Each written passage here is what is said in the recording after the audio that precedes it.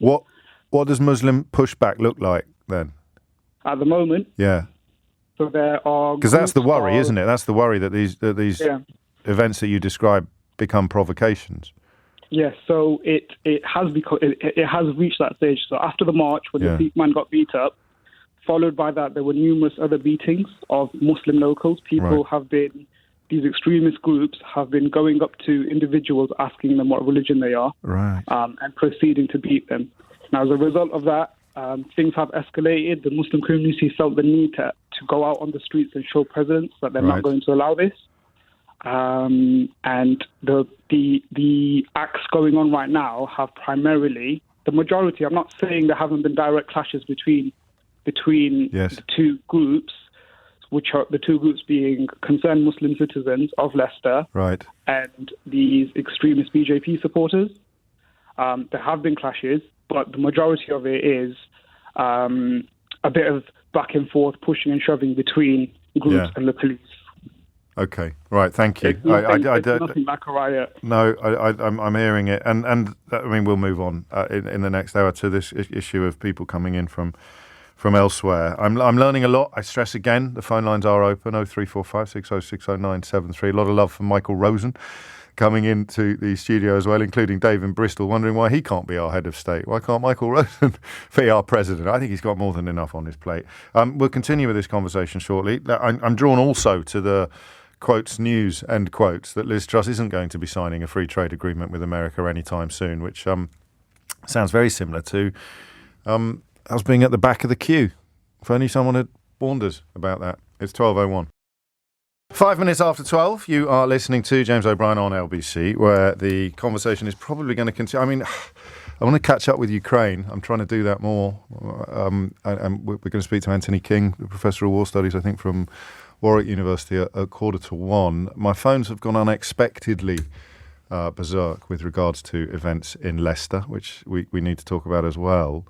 And then I'm drawn also to this news about the US free trade deal. Keith, you may need to get the tin. We haven't said that for a while, have we? Why not? Because the world has turned. We've been talking about different things. When I say, Keith, get the tin, it's because I have to put, how much was it? Was it 20 pence? It was not £10. How dare you? Was it £10?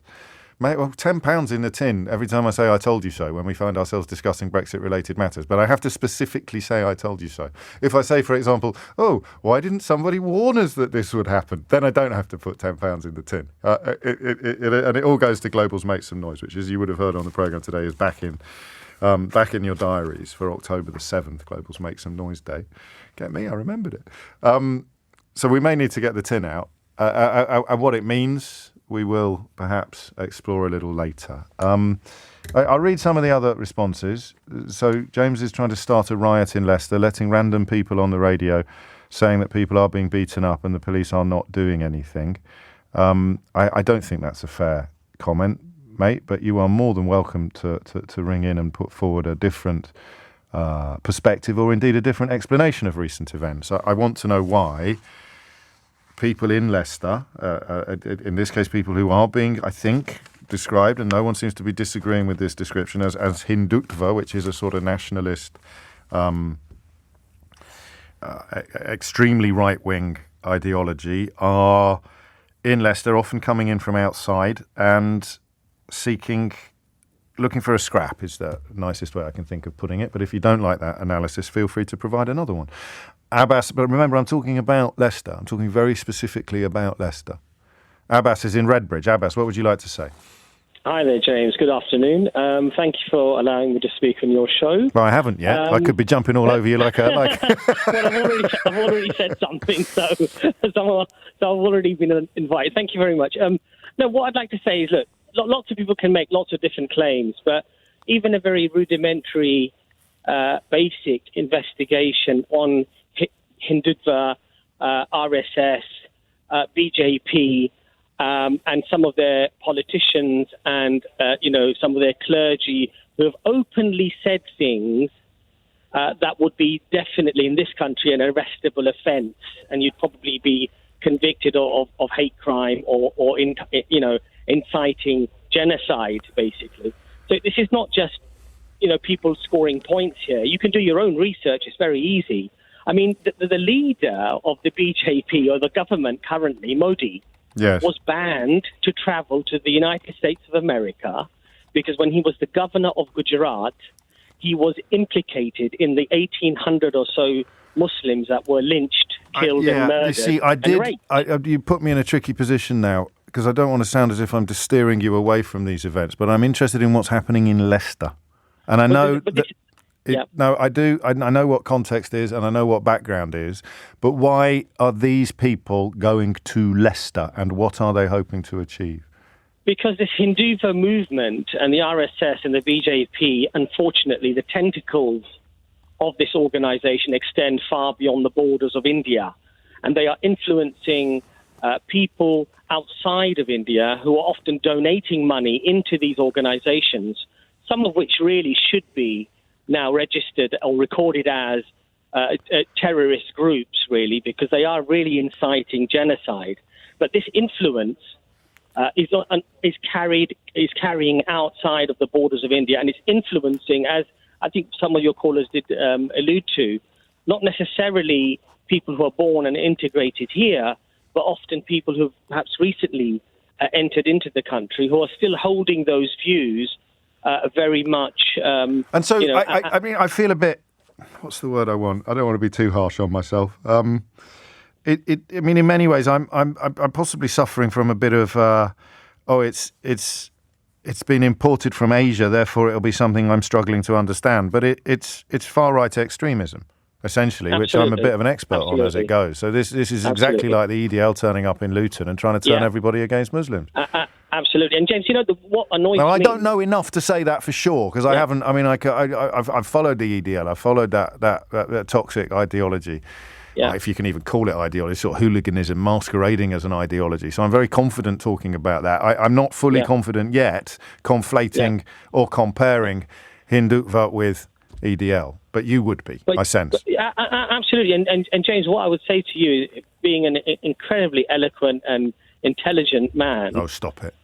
Please do your research. I will. Well, I am. And I know you are, but what annoys me is that there seems to be a silence, really, about this issue where it's not being investigated properly and it's not being aired properly. And this, again, it's not about scoring points or making some people look bad, because I don't see this as a mainstream Hindu problem. I've had Hindu people who I've employed, and I had no problem. Well, I haven't yet heard from, and I don't want to sound like one of those people insisting that all Muslims have to condemn terrorism, but oddly, all I've had so far is Muslim people queuing up to describe it to me from the position of grievance. I imagine there are plenty of Hindus in Leicester who are just as disgusted by what's going on their streets as there are Muslims, but in the interests of full disclosure, I don't think I've had any calls from them yet. And that is why I remind people again that the phone lines are open, particularly for people of the Hindu faith who are in Leicester listening to this on 0345 6060 973. I have to do that.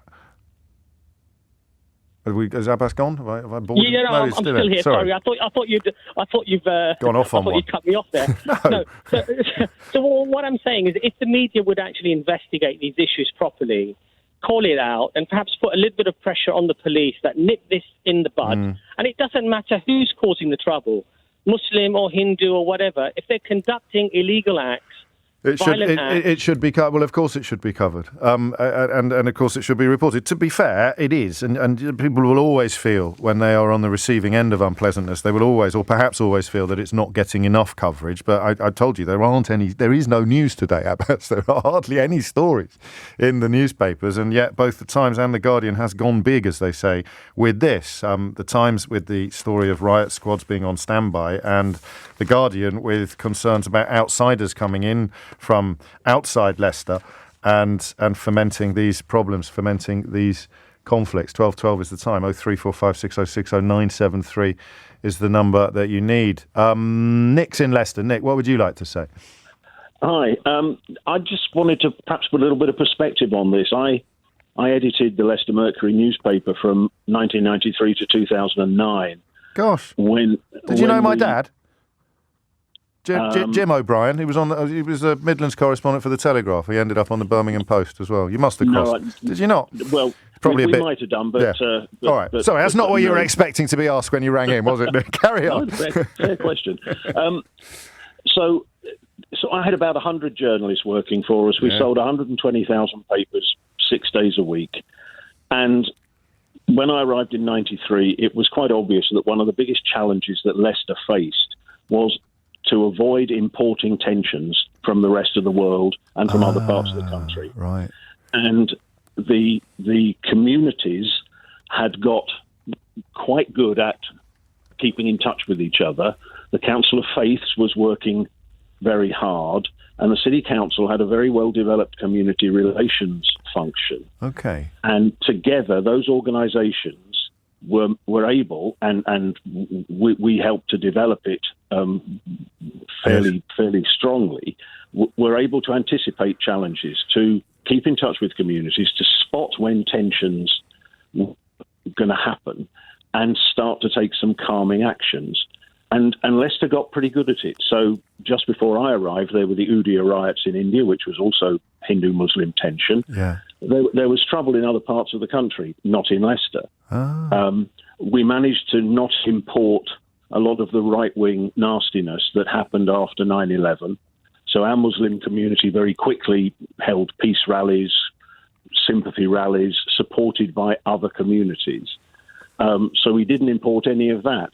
We came together as a city to stop a National Front style, a British National Party march, got it moved somewhere else. We couldn't stop the EDL marching through the city, but they were met by very strong, peaceful, silent protests. There was a bit of trouble, almost inevitably. But I think what's happened here is that perhaps a degree of complacency has come along. It's been a long time since there was any serious tension in the city, and people are surprised by this and baffled by it. But baffled by the harmony? No, they're baffled by this tension. By the outbreak, by the cessation of harmony, of the normally harmonious situation. Yes, of course. Somehow nobody saw it coming. Right. Did you? No. I mean, and I don't think anybody did. I mean, the paper doesn't have the influence it did because, like most regional papers, it's essentially disappeared. So is it Reach? It sells 12,000 copies a day, and it's got half dozen dedicated journalists. But you're preaching to the choir. You're preaching to the choir on this one, Nick. I can tell you that. If the regional media had been as strong as it used to be during Brexit, the vote would have gone the other way. Anyway, that's not the subject.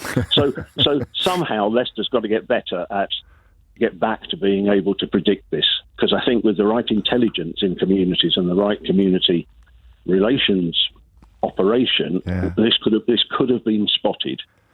And therefore nipped in the bud, rather than people feeling that they have to almost rely on themselves to resist it, rather than there being some sort of institutional or governmental, local governmental initiative around which to gather.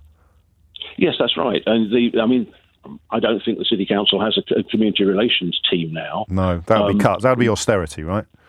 Oh yeah. And I think possibly the Council of Faiths isn't as active as it used to be. The police are pretty good, but of course they haven't got the resource that they used to have. So it was very much soft intelligence that was being used, and regular meetings, bringing people together to say, okay, well, this is happening. There's a movement of people from here. Is that going to cause problems?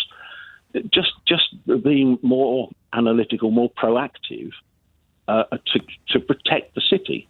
Yeah, and you're right. I mean, I'm just looking at your dates, actually, Nick. You wouldn't have crossed paths quite with my dad, because he'd left the Telegraph by the time you got to Leicester. But he covered the Midlands for a long time. He would have covered the race riots in Handsworth, and he would have been across a lot of the stuff you describe. And local media, because he ended his career on the Birmingham Post, local media would have been very much part of these processes. And you almost had a civic duty, I sense, in your approach to editing the newspaper when it comes to these kind of issues.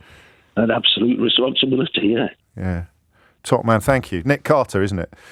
Yes. Top man, we'll talk again, I hope. It always makes me slightly nostalgic. It makes me miss my dad when I speak to to journalists like you. 12:18 is the time. 20 minutes after 12 is the time. You're listening to James O'Brien on LBC. Imported discord is how Sheetal Palmer, herself a former journalist, describes it on Twitter. Important local context from the former editor of the Leicester Mercury on LBC just now. This is imported discord, which has been simmering for years. It's important that police forces don't ignore local tensions, but resources are an issue with the spread of disinformation via social media. In fact, the spread of disinformation via social media is relevant today because Michelle Donnellan appeared in interviews she gave, including one with Nick Ferrari on this radio station, to signal that the Liz Truss administration may be stepping back from that relatively ridiculous decision. Now, as far as anyone informed could tell, the ridiculous decision to sell off Channel 4, but not stepping back from the online harms bill, which was something else that Nadine Dorries was having a look at.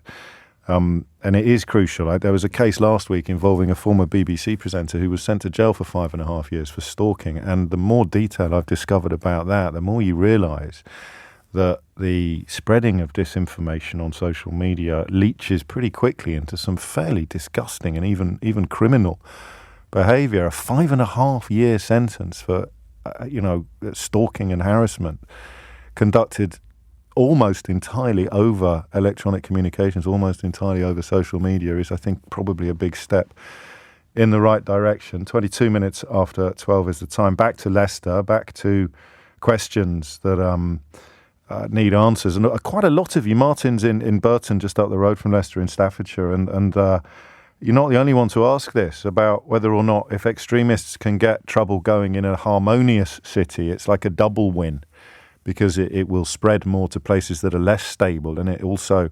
undermines the notion of harmony and living alongside each other, being capable. And while we're doing that, just in case anyone needs this, and if you're listening to this programme, unless you're listening to it through gritted teeth, then you probably don't need this quick heads up for anyone trying to make racial or racist capital out of the situation in Leicester. That conversation about being asked what religion you are and facing a bit of a kicking if you gave the wrong answer, that could have been happening in Glasgow and other British cities, but most obviously Glasgow, well within living memory. 23 minutes after 12 is the time. Raj is in Finchley. Raj, what made you pick up the phone? Oh, hi there. Hello, yes, I just wanted to it was interesting that you've had this discussion. Of course, I do think it's important for the British media to take more of an interest in these issues and deal with them with nuance, I think. So it's good to see that discourse happening. It's unfortunate, I think, that it's happening at this kind of moment. But I think what policymakers, the media and the communities need to do is to really, set aside what's going on the streets and what's the facts, what's going on. And what they need to do is get together and say, look, what are the solutions? Let's not say my community is free from any fault here, or this community is more at fault. Put that aside. And I think rather than saying, there's these ideologies and there's these foreign powers and all this battle of narratives going on, let the community sort it out. Let the communities come together and say to each other, what is it you want to say to me? What is it I need to say to you? How can we work together with each other, with the police? The issue of people being bussed in from outside makes that harder than we would like it to be, doesn't it? Yes, and no one's disputing that element of the story so far. No, and it's concerning to see on social media outside voices going in and obviously trying to, from their perspective, clarify what's going on, but. And the white supremacist far right will be getting stuck in as well. I mean, that's why I think that's why Enoch Powell was trending at the weekend. My first concern is, as soon as this happened, I thought, goodness gracious, some of the comments I'm seeing saying, both these communities need to go back to where they come from. Yes, exactly that. And all that and I thought, let's not give those people the capital that they're looking for, because Britain is already so divided. Yes. And the last thing that these communities need because relatively, I mean, me growing up, You're a Hindu, are you, Raj? Yes, right, yes. I've had such great friends from all religions, and often We just didn't even think about these kind of labels or tags or anything like that. No, I'm aware that these issues have been going on for decades. So it's not as if, of course, I'm trying to say everything was always But good. They didn't feel very relevant to you at school in Finchley. No. And I think what's going on now with the political side of things, a lot of the political heat from the subcontinent is being taken on, but very personally by various communities, not just one community, various communities. Yes. And it's that those issues are sad to see. They are very contentious, but we need to ensure those discourses are not then the battleground for British Hindus, British Muslims, British minorities, because those things need to be kept separate.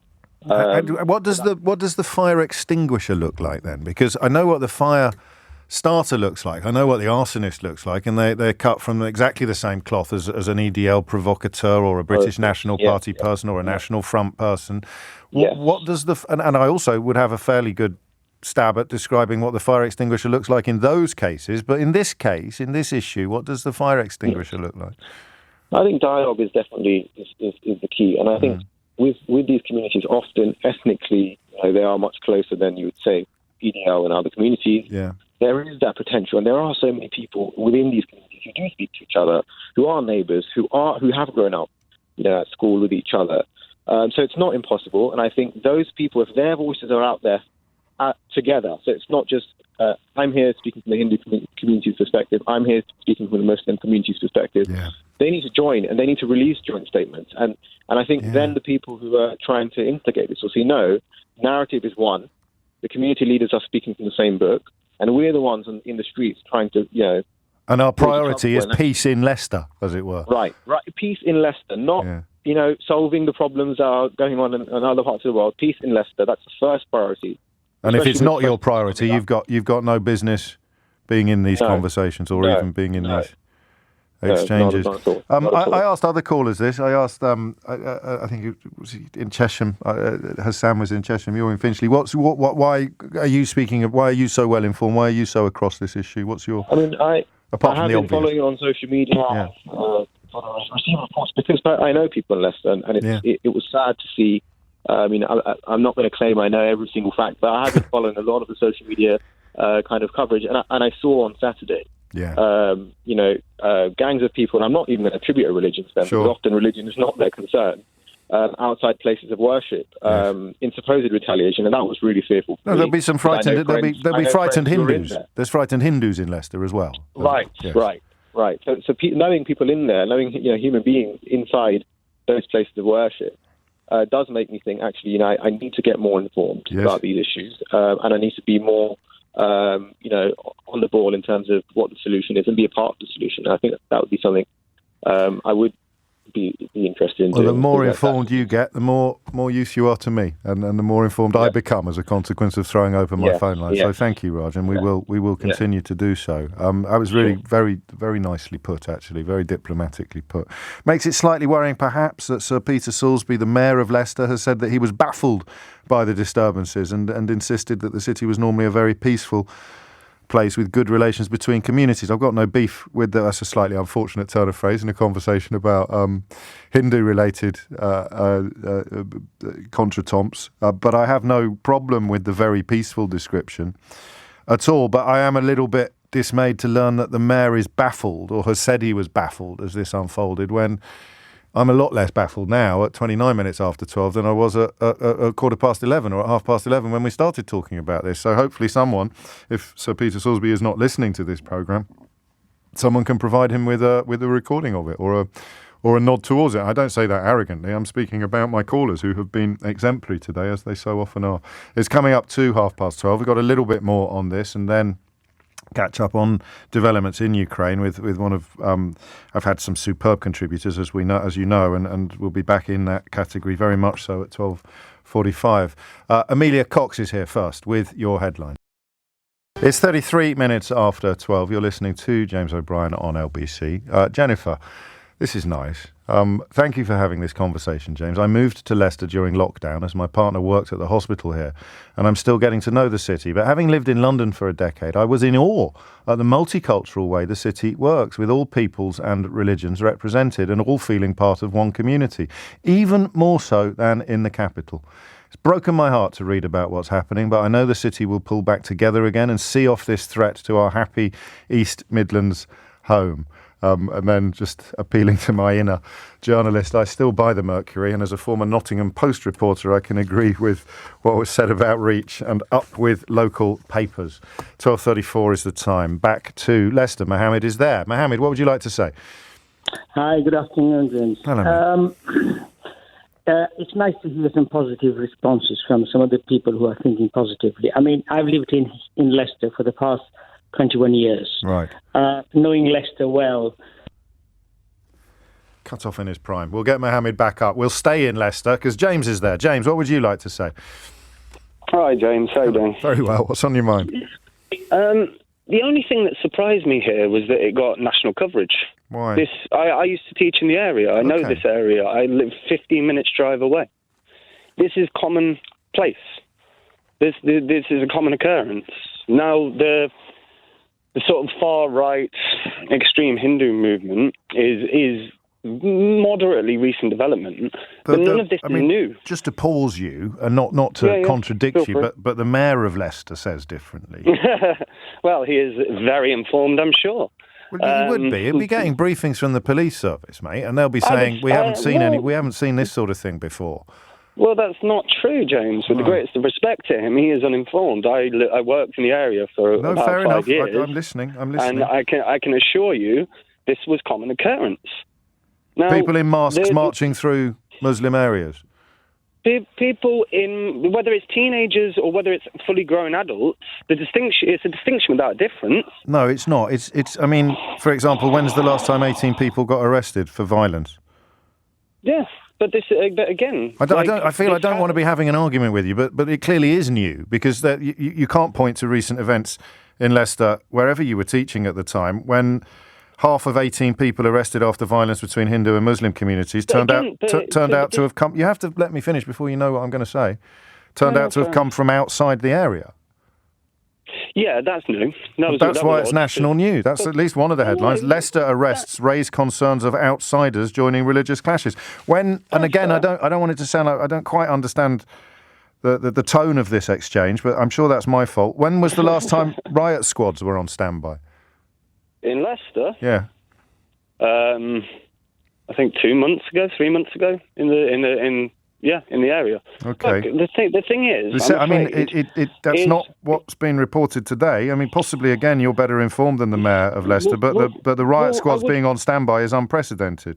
They've been drafted in from outside Leicester, which again is why it's national news. Yeah, it's surprising. Mounted units are there. When did you last see mounted units on the streets in Leicester? I've not seen mounted units other than at football matches. So here we are. It's all new, mate. No. But well, it is, and that's why I'm slightly confused about. I get your point, but what I would say is the wrong question is consistently being asked here, because the question is moving to extremists.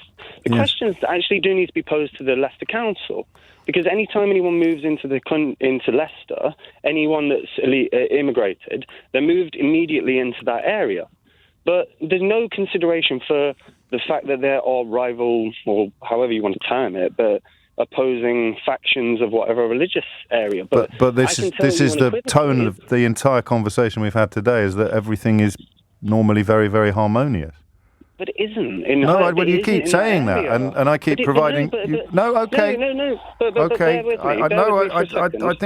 me. You can just in a couple of sentences make the point that you think, because you know better than the mayor of Leicester, you know better than the police, and now you know better than I do about what questions I should be asking on the radio. No, I'm not suggesting that. But no, I'm not suggesting that for a second, James. You are. I'm not. Go on then, quickly. What I'm suggesting is, yes, I've watched how policing has worked with children in that area, and it's horrific, and it's been terrible.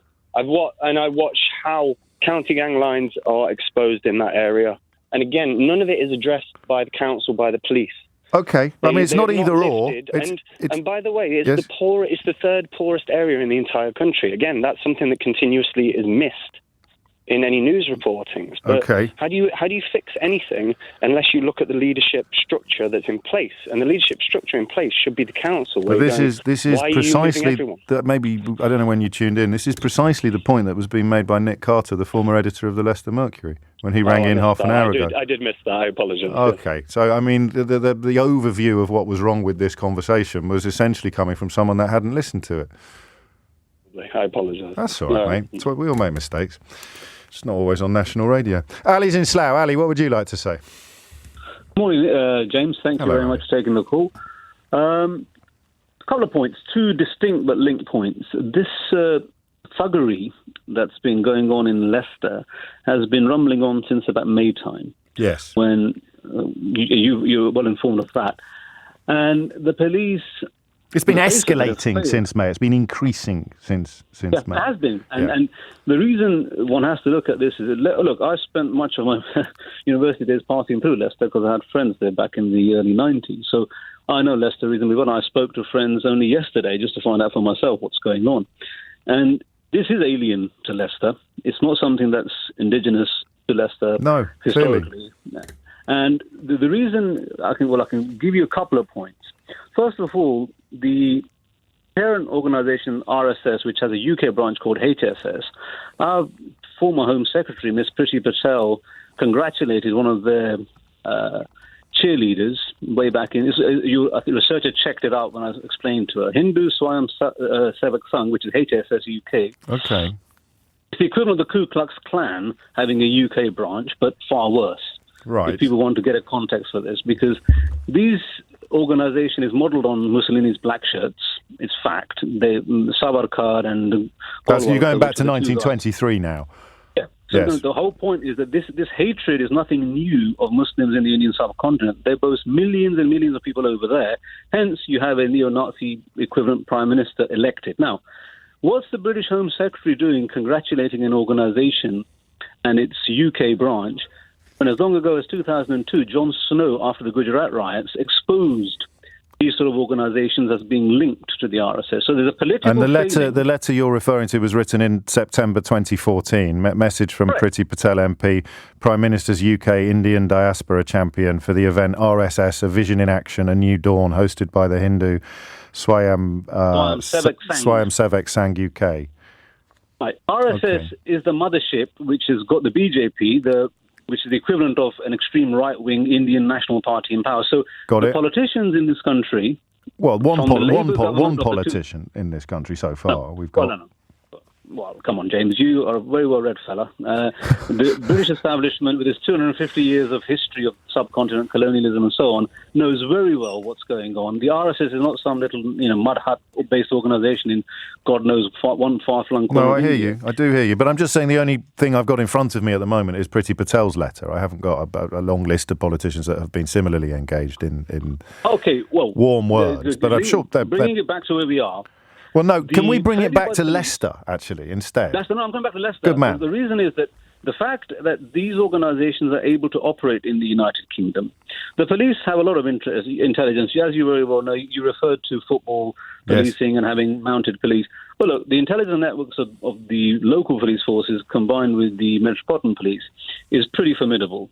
And the fact that something like this has escaped the radar needs to be really questioned. I know that when the attack took place in May of this year, the locals, they went around and got CCTV footage, no doubt from Muslim and Hindu households in that street, and gave it to the police.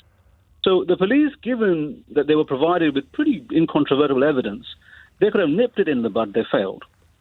And the national government is allowing this sort of hatred to that's the bit, fermented. That's the bit that, that I'm just not convinced by, that it's a deliberate decision to allow it rather than a consequence. I'm not saying it's deliberate. No, okay, well, that's what I wanted to clarify. It's a consequence of cuts, it's a consequence of priorities, it's a consequence of austerity, but it is not probably fair to say that it certainly isn't fair to say that the government welcomes these sort of scenes on the streets of a British city, is it? What does the solution? It's not about welcoming. No, I know. That's what I'm clarifying. I want you finally just to touch on what a solution might look like.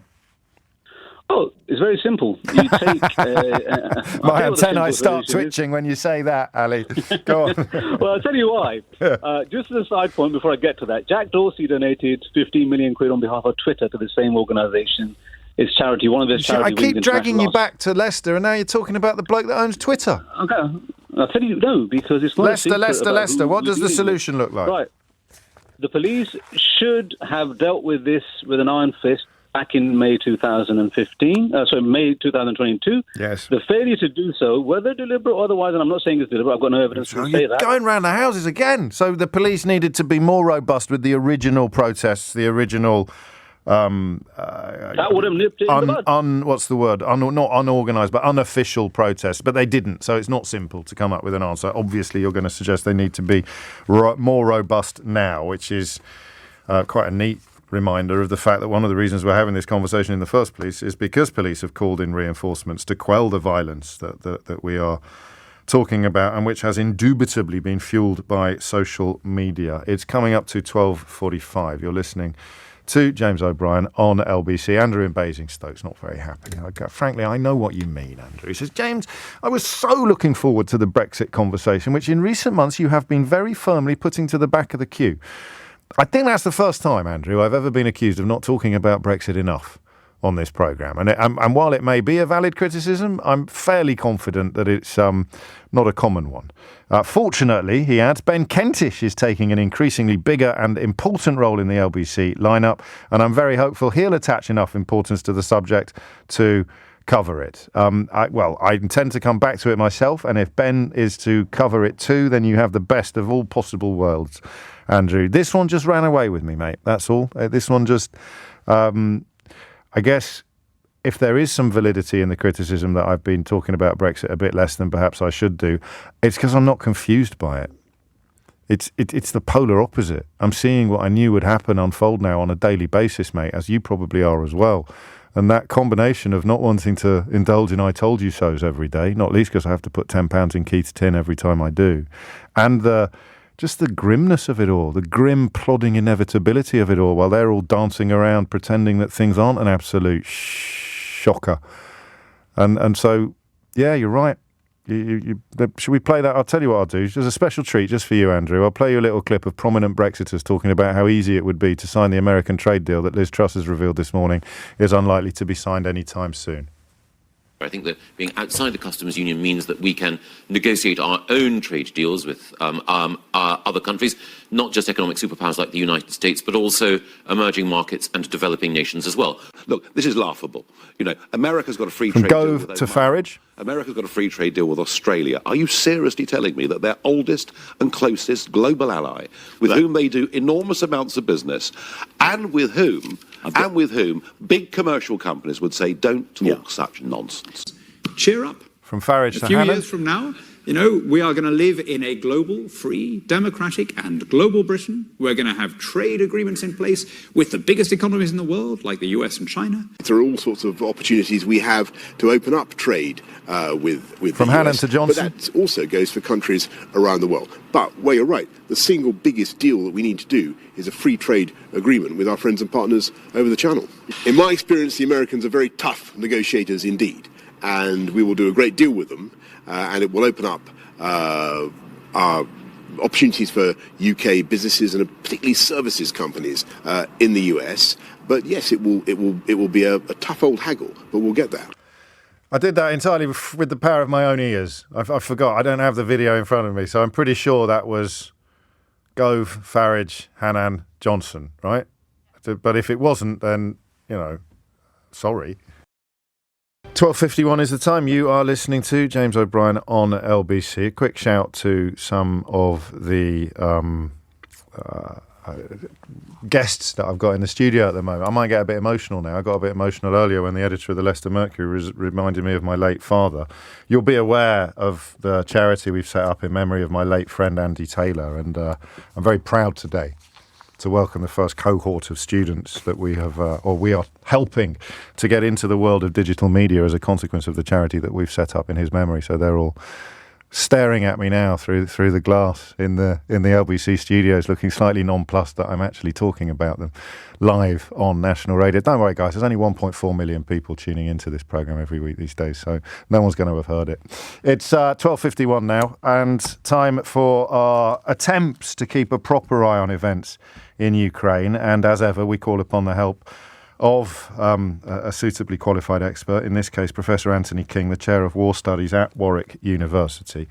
Thank you for returning to the fray, Anthony. I mean, where are we at the beginning of this week? So this time last week, we were very much reeling in some ways from the advances that Ukrainians had made, and also reeling from the horrors that emerged as the reoccupied territories began to give up their secrets of war crimes and appalling atrocities that had been undertaken by Russian forces. Give us a thumbnail sketch of where we are at the beginning of this week, if you could. Well, the description you just given, I think, has just been confirmed over the last couple of days, namely that we had this extraordinary counteroffensive from the end of August through September, the last couple of weeks. And what you can see in the last couple of days, last 24 hours, last 48 hours, a couple of things. One, Russia struggling to regain any initiative in that eastern theatre.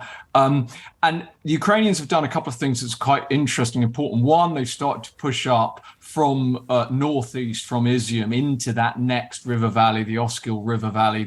Looks like they might have taken the town of Borovara, and also crucially struck deep. There's a really important town on the Krasna River line called Svatove, and that is where the Russians, it's crucial for any future Russian defense of that area in the Kharkiv, Luhansk province. And so if the Ukrainians, with their artillery and rocket strikes, can actually interdict that key road junction, it places, it puts this offensive into another category, that it may precipitate a really significant, there's already been a major collapse of Russian forces, and it really may mean that the Ukrainian army is able to push into Luhansk. Now that's speculative, but that's how I would read the way that the Ukrainian forces are shaping that battle space, that theatre out around Izium, having found the terrible discoveries that you allude to. Of course, the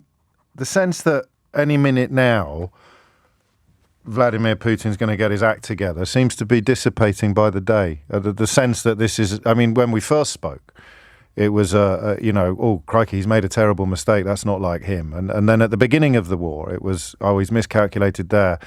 It's that myth, well, it's beginning to look like a myth, isn't it? And that notion, carry on.